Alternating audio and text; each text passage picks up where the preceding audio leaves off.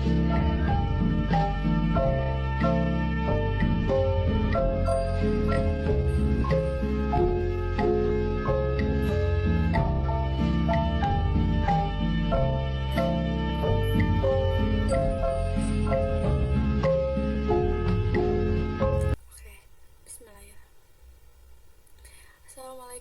warahmatullahi wabarakatuh. Sebelumnya perkenalkan, nama saya Melina Sari Putri Cahyani dengan NIM 12112411010. Saya mahasiswi semester 4 Universitas Inaba. Pada kesempatan kali ini, saya akan mempresentasikan materi dari mata kuliah Corporate Social Responsibility, tepatnya pada pertemuan keempat.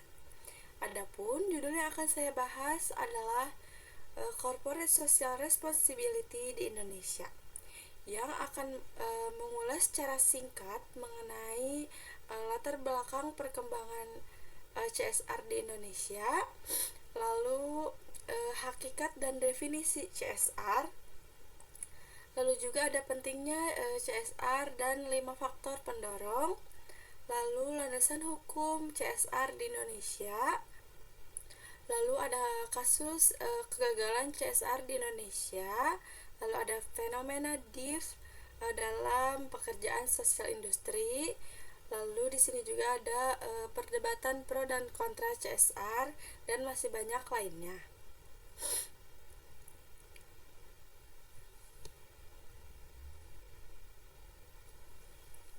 Oke, semoga pemaparan yang akan saya sampaikan dapat memberikan pemahaman yang jelas dan bermanfaat bagi kita semua. Oke, langsung saja kita mulai masuk ke pembahasan yang pertama. Oke, yang pertama di sini ada latar belakang perkembangan CSR atau Corporate Social Responsibility di Indonesia. Pada beberapa tahun terakhir, Corporate Social Responsibility atau CSR menjadi sebuah tren yang cukup signifikan di Indonesia. Hal ini dapat dilihat dari semakin banyaknya pembahasan mengenai Corporate Social Responsibility, baik dari kalangan akademisi, praktisi bisnis, maupun masyarakat umum. Perkembangan industri yang pesat ternyata tidak membawa dampak positif berupa pertumbuhan ekonomi, tetapi juga menimbulkan masalah sosial seperti ketimpangan antara perusahaan dan masyarakat sekitar. Kondisi ini disebut sebagai dual society, yaitu ketika ekonomi modern berkembang pesat, tetapi masyarakat lokal justru tertinggal. Akibatnya, hubungan antara perusahaan dan masyarakat seringkali tidak harmonis dan memicu konflik kepentingan.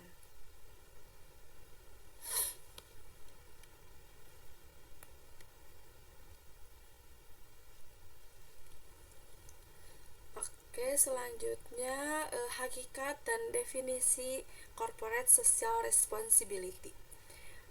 Corporate Social Responsibility pada dasarnya merupakan bentuk tanggung jawab perusahaan terhadap dampak yang ditimbulkan dari aktivitas bisnisnya, baik dalam aspek sosial, ekonomi, maupun lingkungan. Konsep ini menekankan pentingnya keseimbangan antara pentingnya perusahaan dalam mencari keuntungan dengan kepentingan masyarakat di sekitarnya. Dan adanya Corporate Social Responsibility, perusahaan diharapkan tidak hanya fokus pada profit, tetapi juga memberikan kontribusi positif bagi lingkungan dan masyarakat. Selain itu, pelaksanaan Corporate Social Responsibility juga dapat meningkatkan kepercayaan dan penerimaan masyarakat terhadap keberadaan perusahaan tersebut.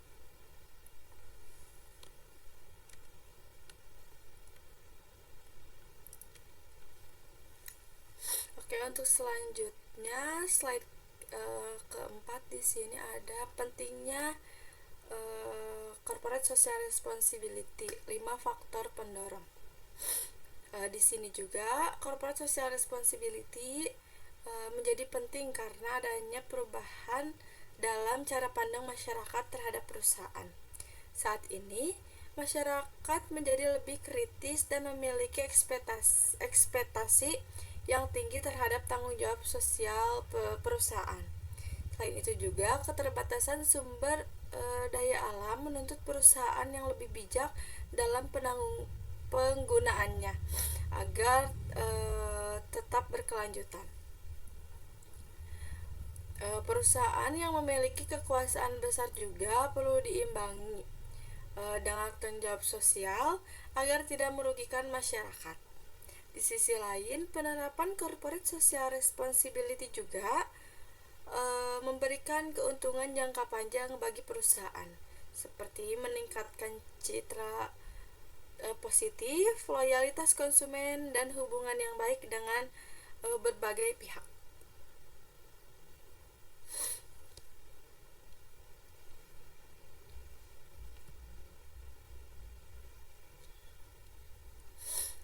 Oke, untuk selanjutnya landasan hukum corporate social responsibility di Indonesia.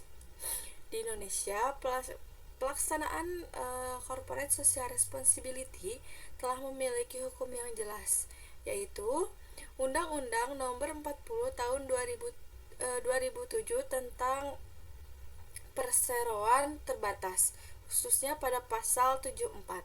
Dalam undang-undang tersebut dijelaskan bahwa perusahaan yang bergerak di bidang atau berkaitan dengan sumber daya alam wajib melaksanakan tanggung jawab sosial dan lingkungan. Namun, meskipun sudah memiliki landasan hukum, implementasi corporate social responsibility di Indonesia masih menghadapi berbagai kendala, terutama dalam hal pengawasan dan pemberian sanksi yang masih tergolong lemah.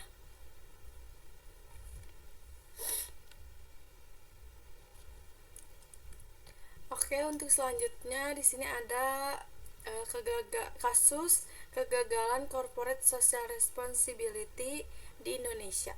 Beberapa kasus di Indonesia menunjukkan dampak negatif kurangnya tanggung jawab sosial perusahaan.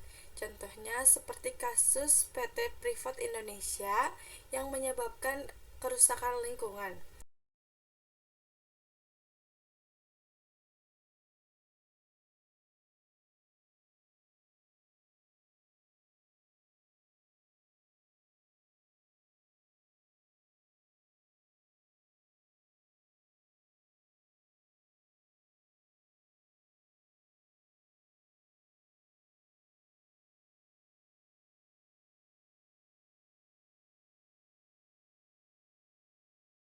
Serta kasus PT Lapindo Brantas yang menimbulkan bencana lumpur panas hingga menenggelamkan pemukiman warga.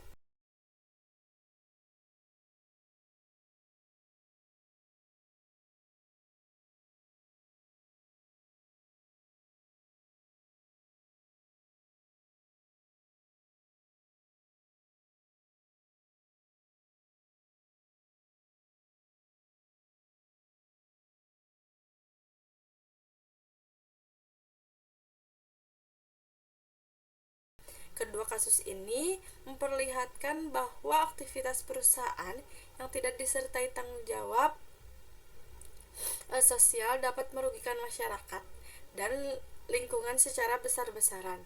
Oleh karena itu, corporate social responsibility menjadi sangat penting untuk mencegah terjadinya kerugian serupa di masa depan.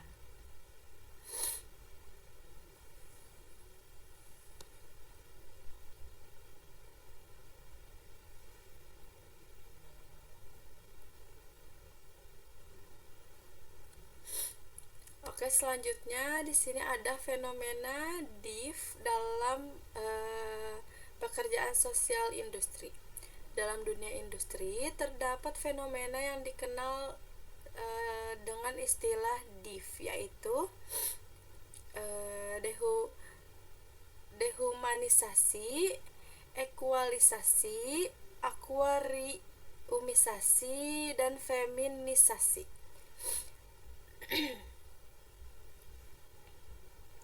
Dehumanisasi menunjukkan hilangnya nilai kemanusiaan akibat fokus pada efisiensi dan teknologi. Ekualisasi menggambarkan meningkatnya kesadaran masyarakat terhadap hak-hak mereka seperti menuntut tanggung jawab perusahaan. Ekuariumisasi menunjukkan bahwa perusahaan kini berada dalam pengawasan publik yang semakin transparan. Sementara itu, feminisasi menggambarkan meningkatnya jumlah perempuan dalam dunia kerja yang juga menimbulkan dampak sosial tertentu. Keempat fenomena ini menegaskan pentingnya corporate social responsibility dalam menjaga keseimbangan sosial. Oke, untuk selanjutnya di sini ada perdebatan pro dan kontra corporate social responsibility. Di sini corporate social responsibility masih menjadi perdebatan di kalangan masyarakat dan pelaku bisnis. Pihak yang kontra berpendapat bahwa tujuan utama perusahaan adalah mencari keuntungan dan tanggung jawab sosial seharusnya menjadi tugas pemerintah karena perusahaan sudah membayar pajak. Namun, pihak yang pro beranggapan bahwa perusahaan tidak dapat dipisahkan dari masyarakat karena keberadaannya sangat bergantung pada lingkungan sosial. Oleh karena itu, perusahaan juga memiliki tanggung jawab untuk berkontribusi dalam kesejahteraan masyarakat, terutama di negara yang sistem kesejahteraan sosialnya belum optimal seperti Indonesia. Oke, untuk selanjutnya di sini ada piramida CSR, Corporate Social Responsibility, R.C. Carroll. Konsep Corporate Social Responsibility dapat dijelaskan melalui piramid yang ditemukan oleh R.C.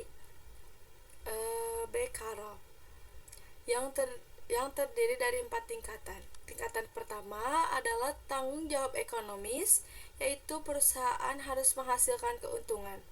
Tingkatan kedua adalah tanggung jawab legal, yaitu perusahaan harus mematuhi hukum yang berlaku. Lalu tingkatan ketiga ada tanggung jawab etis, yaitu menjalankan bisnis secara adil dan benar. Tingkatan yang terakhir adalah tanggung jawab filantropis, yaitu memberikan kontribusi langsung kepada masyarakat. Piramida ini menunjukkan bahwa corporate social responsibility tidak hanya tentang kegiatan sosial, tapi juga mencakup aspek bisnis secara keseluruhan.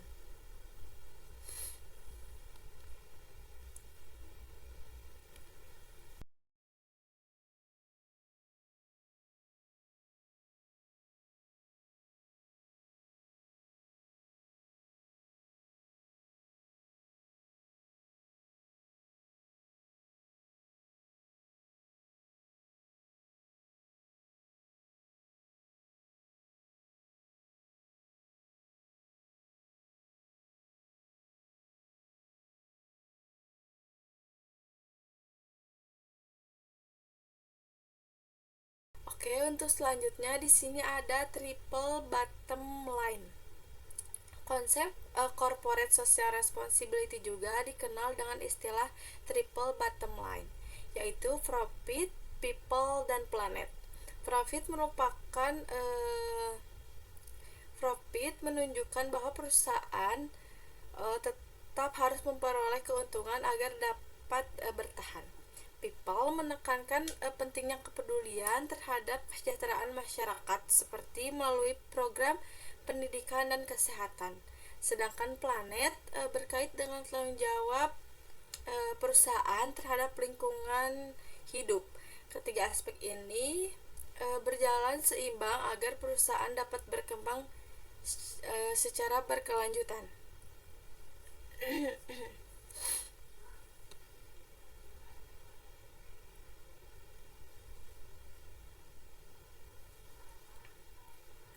Selanjutnya ada 3 motif atau tahap corporate social responsibility di Indonesia. Motif perusahaan dapat melaksanakan corporate social responsibility mengalami perkembangan dari waktu ke waktu. Pada tahapan awal, CSR dilakukan dalam pada tahap awal, CSR dilakukan dalam bentuk corporate charity, yaitu kegiatan awal yang bersifat sukarela dan tidak terencana. Kemudian berkembang menjadi corporate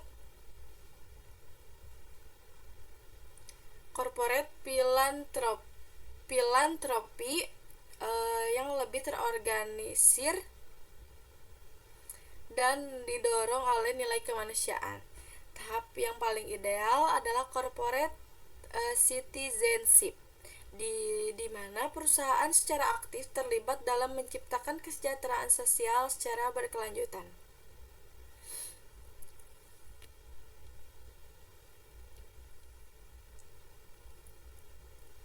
Oke, untuk selanjutnya di sini ada model corporate social responsibility di Indonesia. Pelaksanaan CSR di Indonesia dapat dilakukan melalui beberapa model. Perusahaan dapat melaksanakan CSR secara langsung, mendirikan yayasan, bekerja sama dengan pihak lain, atau bergabung dengan konsorsium. Setiap model memiliki kelebihan dan kekurangan masing-masing, sehingga perusahaan perlu menyesuaikan dengan kondisi dan kebutuhan yang ada. Pemilihan model yang tepat akan menentukan keberhasilan program corporate social responsibility yang akan dijalankan.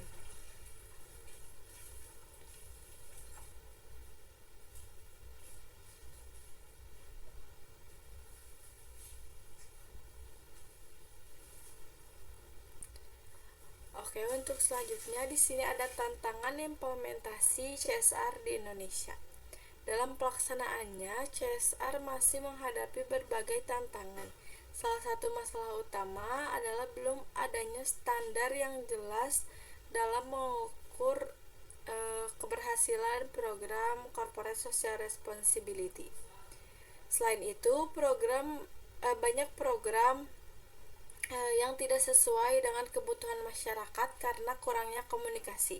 CSR juga sering bergantung pada individu, tentunya dalam perusahaan, dan rentan terhadap pemotongan anggaran saat terjadi krisis ekonomi. Hal ini menyebabkan pelaksanaan CSR belum optimal dan sering dianggap hanya sebagai formalitas.